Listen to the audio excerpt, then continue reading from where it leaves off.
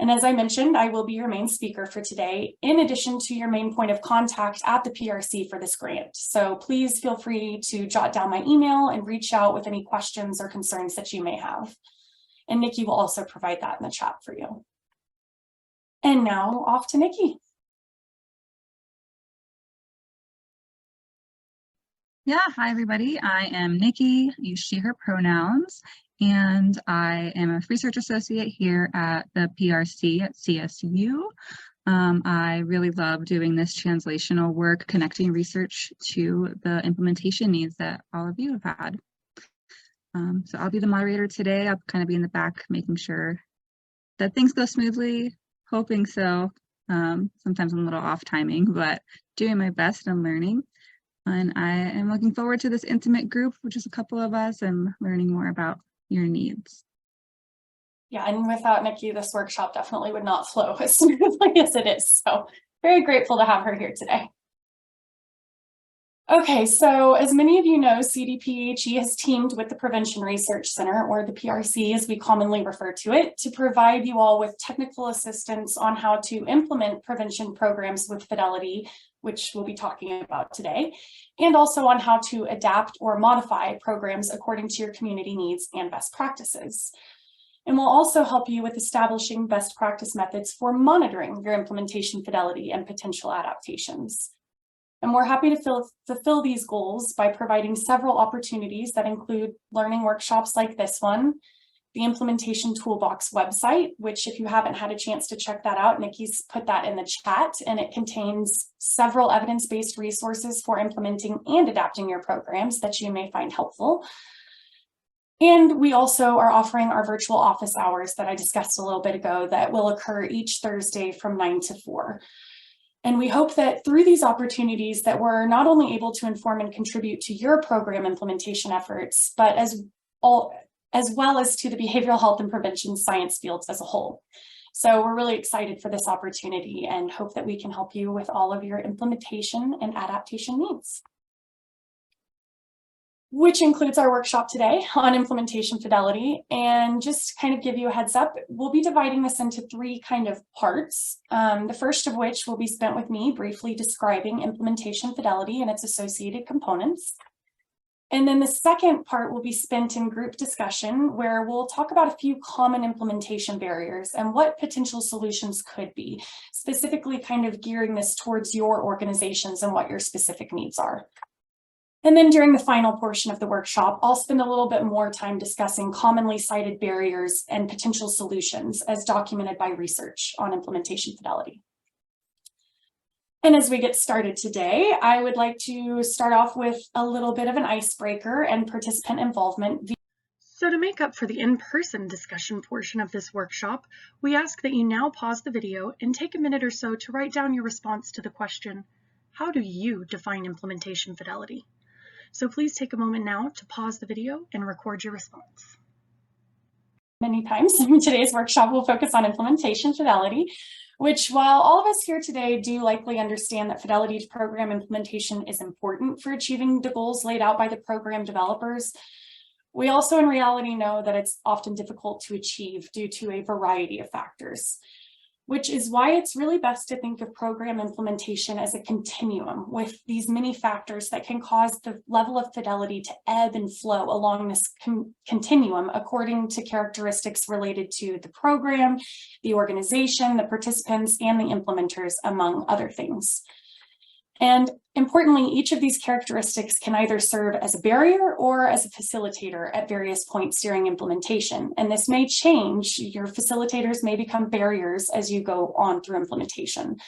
And really, this influences the degree to which fidelity can be maintained while implementing an evidence-based program, which is why our workshop today is going to focus on discussing these common barriers that are associated with implementing these programs as intended, as well as potential solutions for these barriers. But before we move forward, I just want to touch base and make sure that there are, or see if there are any questions that I can answer. Cool. We'll keep moving forward. So implementation fidelity, as many of you just described, is considered as delivering the program as intended by the program developers. And this means that the program delivery is in line with the program model and follows all of the outlined procedures, activities, and roles as described by the program developers. So it's essentially a measure of fit between the planned procedures of the evidence-based program and the actual procedures that ensue. And there are essentially 5 main components to consider when implementing a program with fidelity. The first is adherence, which is one that everyone commonly thinks of when they hear of fidelity.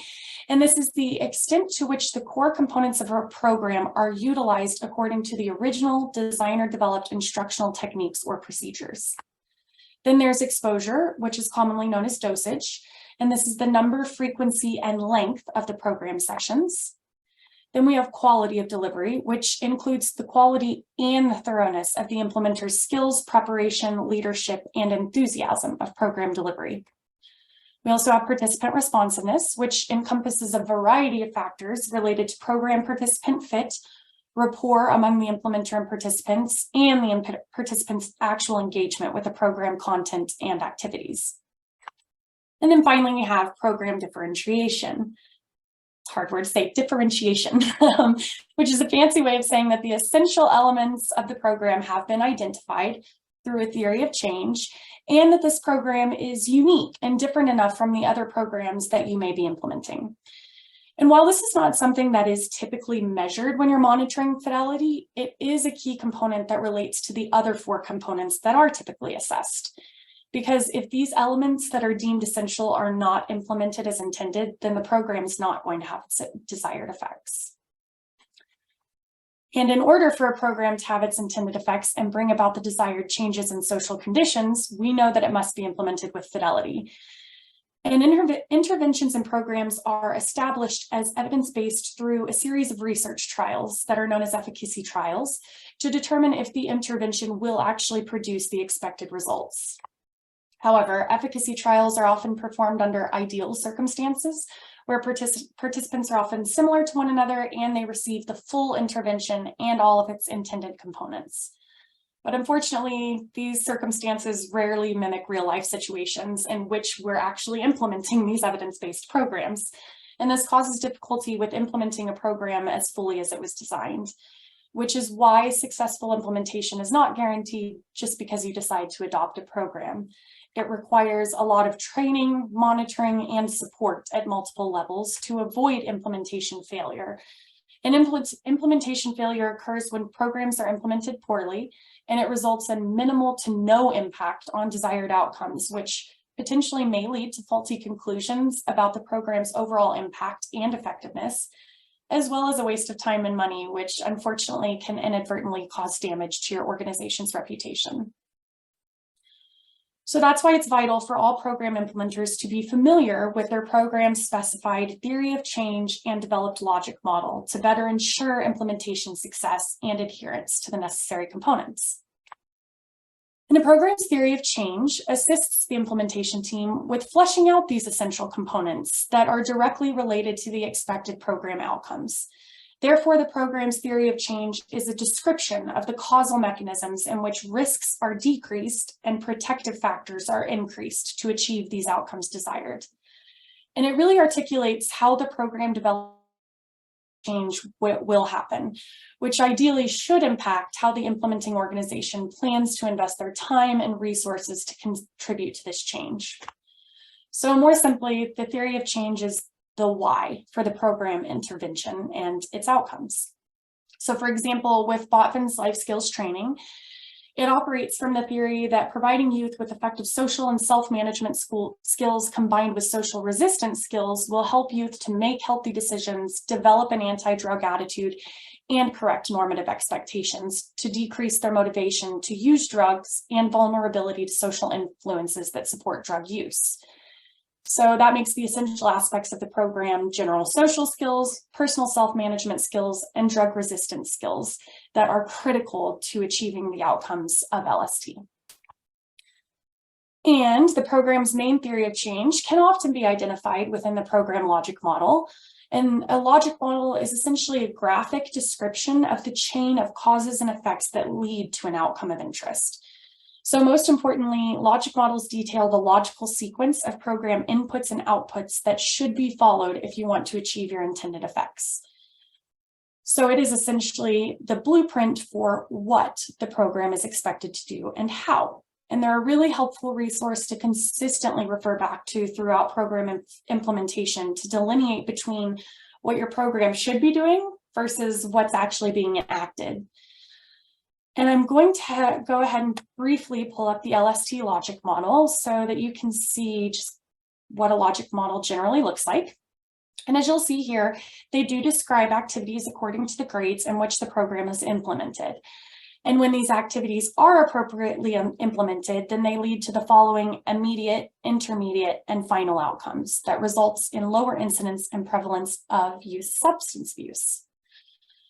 And just as a note, we have ensured that all existing logic models for your implemented programs have been included on our implementation toolbox, and that can be found under EBP, fidelity checklists, and logic models. And Nikki's also posted that into the chat for you. Okay, so how do we ensure that your team is actually implementing your selected evidence-based program with fidelity?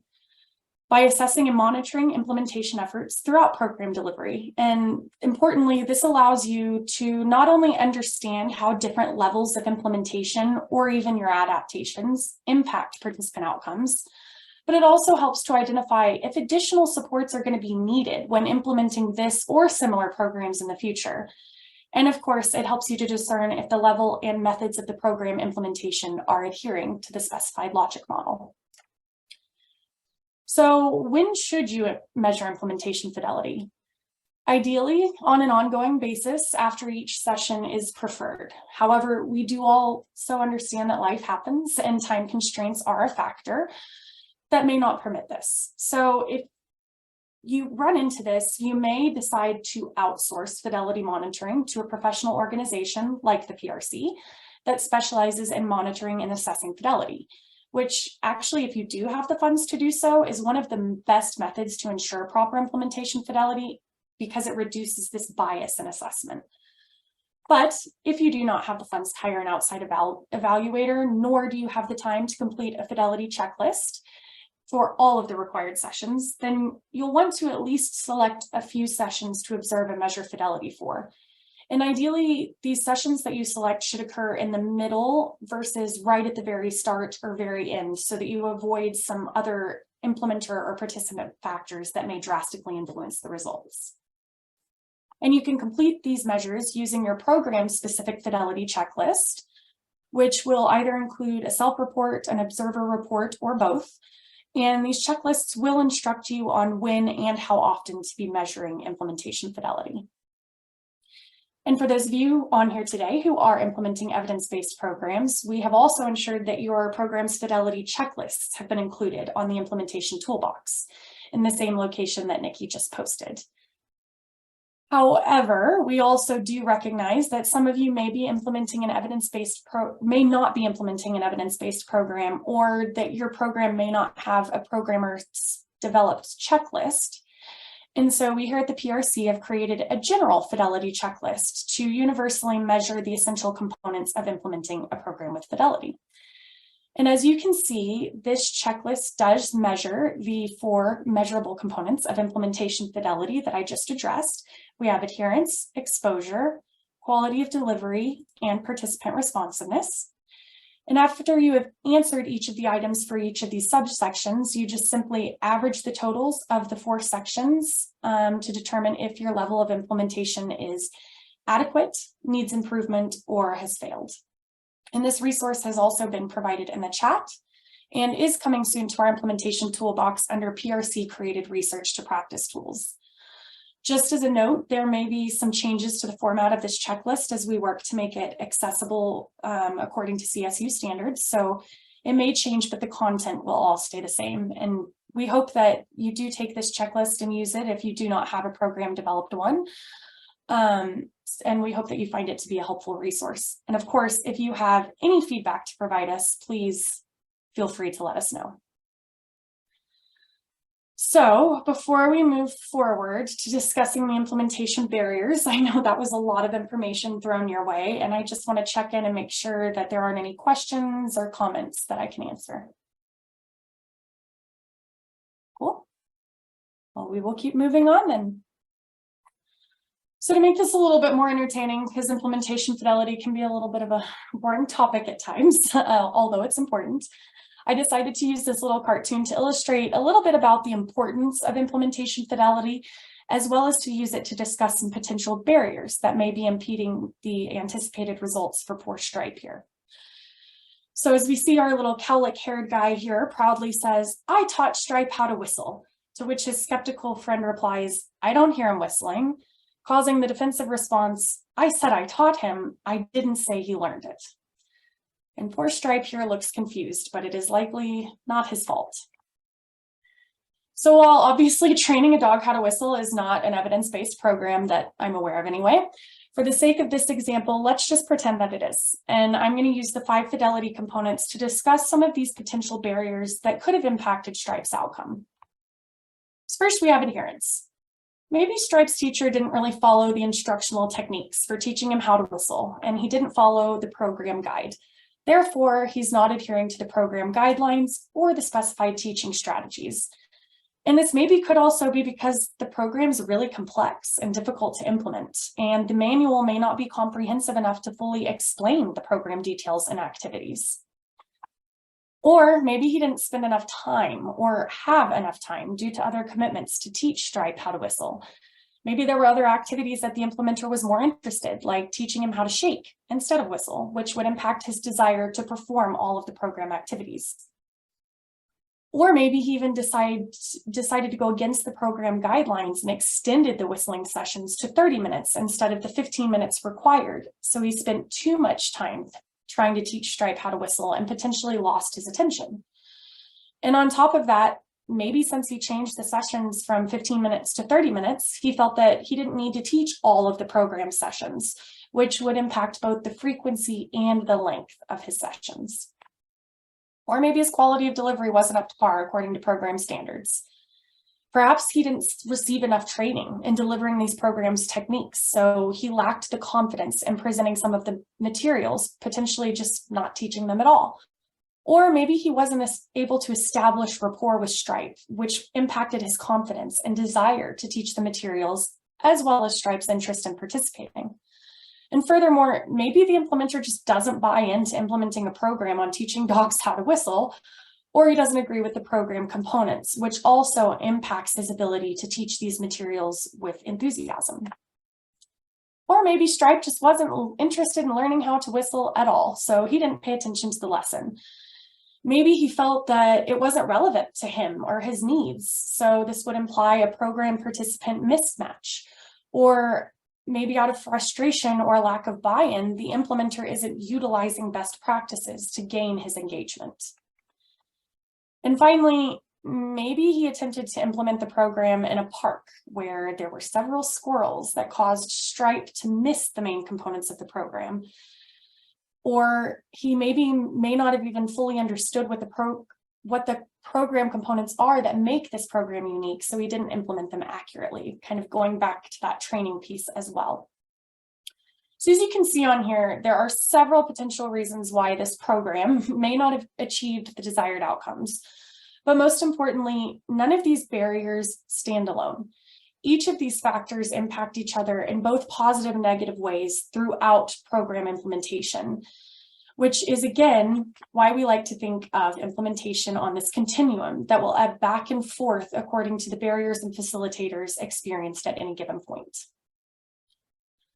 So, what could the implementer have done to avoid these barriers and facilitate better program implementation for poor Stripe? First, he could have ensured that he was using the program manual as a guideline for performing activities and using teaching strategies. He could also participate in the required and ongoing training to increase his confidence, buy-in, enthusiasm, and leadership abilities, thereby improving his quality of delivery and ability to build rapport with poor Stripe. And just a quick note here, the research has actually found that inadequate training is really linked to implementers' motivation to enact all of the required program components. So the training factor is sometimes overlooked, but an extremely critical quality for program implementation. And then again, perhaps the implementer needs to ensure that he sets enough time aside to teach the full program as it was intended, by maybe communicating to his parents that he needs 15 minutes after dinner to teach Stripe how to whistle. Additionally, the implementer should work to find a better setting so that distractions like squirrels are limited, allowing him to ensure that all program components are taught and maintained by the participant. And furthermore, he could perform a community needs assessment or form a focus group with the local dog population to determine if they even see the inability to whistle as an issue. Or maybe they think that there's a program that's a better fit for meeting their needs. And as you can see here, this little girl and her potential program participant do have a nice rapport going between the two of them, which is also a very essential component for achieving the desired outcomes. And in addition, you may also want to consider offering incentives to encourage both participants and implementers' involvement and interest, which we'll talk a little bit more about what incentives may look like a little bit later. And once again, we ask that you please now pause the video and take a minute to refine your previous response to the question, how do you define implementation fidelity? If you find that your response to this question has not changed, that's okay too. So now we'll move into the second portion of today's learning workshop, which will ask you to consider 3 different barriers to implementation fidelity, how each of them may impact implementation, and what solutions implementers could use to address the provided barrier. Throughout the next 3 slides, you will be provided with common barriers that implementers face when implementing evidence-based programs in real-world settings, and will be asked to respond to 4 prompts about the barrier. We ask that you please take a few moments to pause the video after each barrier is described and take some time to think about and document your responses to the prompts defined below each barrier. Remember, try to think of answers that are realistic and not just idealistic, meaning think of solutions that implementers could realistically use to address the provided barrier. And after you've thought through and completed all 3 barriers, you may continue the presentation to learn a bit more about common implementation barriers and solutions for overcoming them.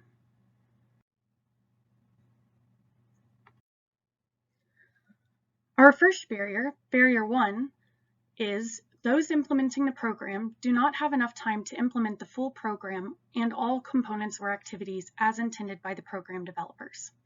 Unfortunately, this has caused the implementation team to wonder, in what ways might this time limitation barrier impact implementation fidelity?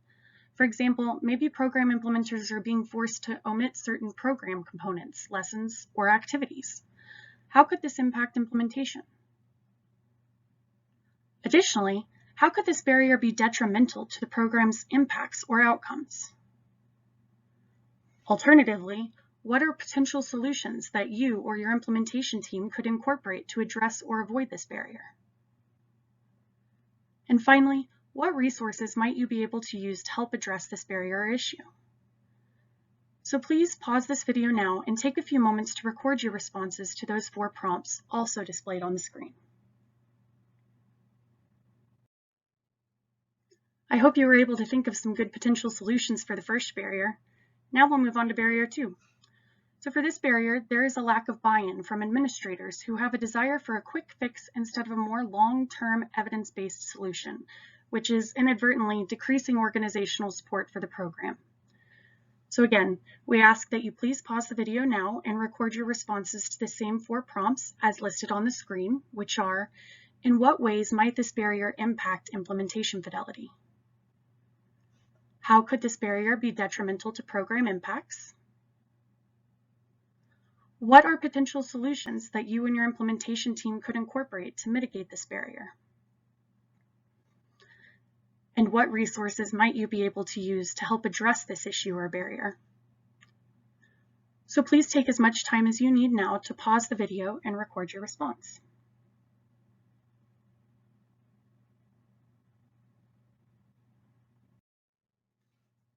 And finally, on to the final barrier. Barrier 3.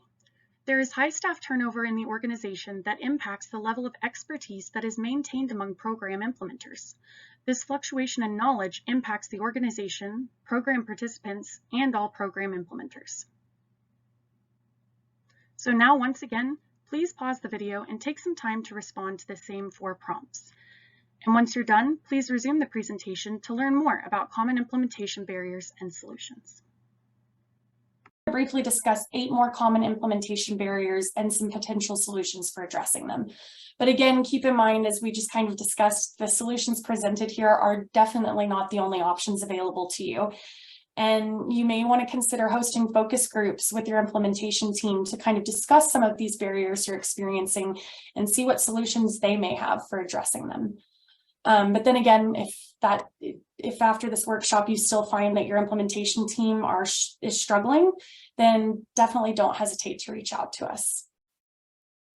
So the first commonly experienced implementation barrier in the literature that I'll discuss is the difficulty retaining and recruiting participants. And this can come about as a result of program values, goals, components, or activities that just don't align with participants' existing beliefs. It may be because of existing conflicts, competing time demands, or even participant concerns about privacy and bias. Or as we've discussed a lot today, a lack of that trust or rapport with the organization. To which the solutions are to incentivize, which this may include money if you've paying them for their work if you've got the funds available, but also just in general working to establish that welcoming environment, establishing processes that ensure participant privacy, and maybe consider offering food and refreshments or free childcare if you're working with parents. Any kind of those, not necessarily free, but just not paid kind of incentives are really helpful as well. You also want to ensure that your program is offered in an accessible location, or that it's conveniently located to participants, and affordable transportation options. And also establishing a steady routine so that participants know what to expect while still exhibiting flexibility is really helpful. And then again, being in our technology day and age, those emailed and texted reminders for upcoming sessions are also a great method for kind of reminding participants and making them feel a little bit more engaged with what they need to do. So another common barrier to implementation, again, maybe the implementing organization. And this can be a big one because they really are in charge of hiring high ability staff, training the staff members, coordinating program activities and resources, and just overall supporting your implementers. So they have a drastic impact on implementation fidelity. And you may not be able to fix all of these barriers because they may be out of your control, but there are still some things that you may be able to do to avoid these pitfalls. And first, really striving to find and promote a strong champion of the program.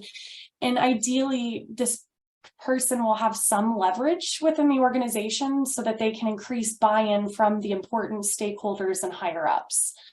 Additionally, they will need to support implementers' efforts and advertise big wins to the surrounding staff and community to keep their involvement in the program going and to increase motivation to sustain the program.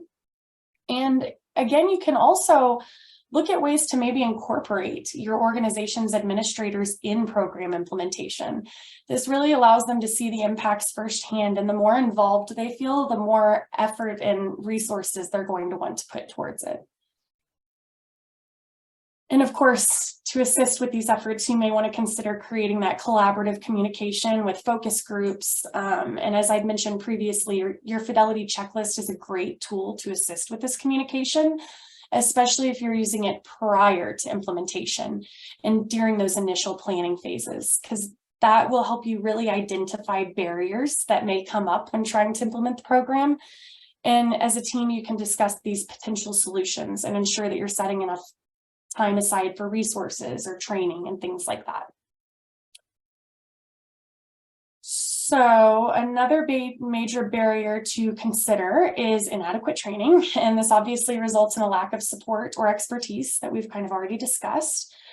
And of course, the big solution for avoiding this is to ensure that prior to implementation, all program implementers have completed intensive training as required and prescribed.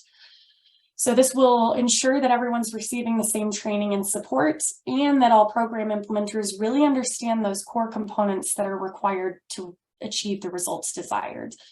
It also allows program delivery to be as uniform as possible. And it is important to remember that even after training is complete, you really should try to continue to provide ongoing training to keep developing on implementer skills, and also provide program technical assistance like CDPHE has done with all of you by partnering with us. And then one more thought that I kind of mentioned earlier is maybe pairing program facilitators with each other for the first few sessions, again, to provide them extra support when they manage the group dynamics and increase their familiarity with the program. So another thing to consider, as I've mentioned, is certifying key program personnel or your program champions to become certified trainers of the program. And this not only provides implementers with an in-house program expert, but it also decreases some of the costs that may be associated with training new staff members, especially if you're having to send them to external trainings. And it also assists with staff turnover. And the context and setting is, as well as the external environment, also really impacts the ability for you to implement your programs with fidelity. So this may not be something that you always have control over, but it's definitely an important barrier to consider prior to program implementation, so that you can really identify those limitations and address them to the best of your abilities before the program starts. And of course, it's desirable that you are in a safe location, near accessible transportation, but also have a space that's large enough to accommodate all participants in activities, and one that is limited in distractions and outside noises. But, you know, unfortunately, challenges related to setting or context will always exist, and they just may not be possible to avoid. So in that case, it's really good to just let the participants know that you are aware of these challenges, and, you know, maybe consider asking them if they have any ideas for potential solutions. Again, limited resources is another common barrier often cited, and this can be addressed with implementation readiness plans, which are essentially checklists to ensure that a site and the implementing staff are ready to administer the program as intended. And these are really similar to fidelity checklists, and are helpful for promoting communication among implementers, the organization, and the other important stakeholders, including community members. So in order to follow best practice, it is ideal to identify and assess lack of access to important resources before implementation, or at least at the beginning stages. But you should also consistently assess use of and access to program resources throughout program implementation. You can do this by either utilizing a brief measure that asks about these resources, or by even forming focus groups that consist of important stakeholders. Additionally, having access to community partnerships and organizations who share similar goals is another excellent strategy for supplementing these needed resources, as well as gaining program support. But we do realize that forming partnerships can be a little difficult to do. So that's when coalitions like Communities That Care are really helpful. And Communities That Care does specialize in assisting communities with their implementation of prevention efforts, in addition to providing access to important funders, researchers, policymakers, and practitioners who can further promote these program efforts, as well as sustain program implementation. And finally, as I mentioned previously, and as we've already discussed today, a lack of or competition for time is one of the biggest barriers that is consistently noted with program implementation. And while carving out time may not seem like a great solution, there are methods that I will give you to do this. For example, when you're doing your implementation readiness plan, discuss what activities are required and discuss the length of time needed to implement these program components. And then do your best to advocate with and for implementers to ensure that the organization sets this time aside. Or if you're implementing a program that requires a lot of participant discussion, try to encourage participation from all, but still let them know that, you know, since time is limited, you want to hear from everyone, but speaking time may be limited to 3 minutes or so. But then again, despite your best efforts, it's not always possible to advocate for and account for all the time required. So when this happens and you run out of time implementing your intervention, you may again decide to assign missed sessions or activities with homework that participants can complete before the next session. But overall, as you can see, implementing programs in real-world settings are just associated with many factors that impede your ability to implement it with fidelity. But most of all, consistent and frequent communication and planning in advance is key, especially working with the implementer and the implementing organization. So the more that's done to help with implementation through consistent monitoring, implementer and evaluator feedback, and training, then the higher the potential for maintaining implementation fidelity will be. But ultimately, as we've kind of discussed, many of these challenges still require modifications because of a lack of program fit or just needing to adapt statistics and materials. As a matter of fact, program and intervention providers note that perceived barriers to implementation are often associated with changes or adaptations to programs, whereas implementation fidelity is typically associated with perceived assets. And then, as I've mentioned, it is unrealistic to expect perfect or even near perfect implementation when putting these evidence programs in real-world settings. As I said, researchers have found that few programs implemented in real-world settings actually achieve implementation levels greater than 80%. So most of them are around that 80% level. We rarely see the 100% in real-world settings.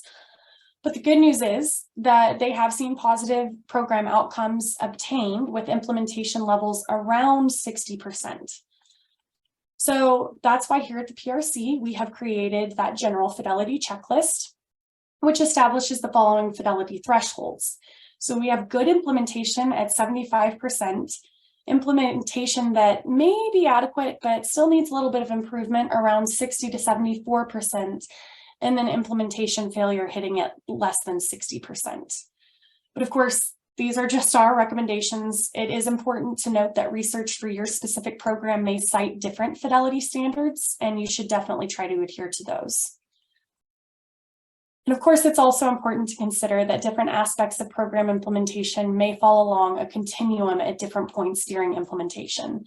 So for example, your level of program exposure may be good, while at the same time, your quality of delivery may be in this lower failure zone at 60%. So that's why it's really helpful to just look at each of these components individually to see where they fall on the continuum to assist with where you need to promote your efforts and resources more.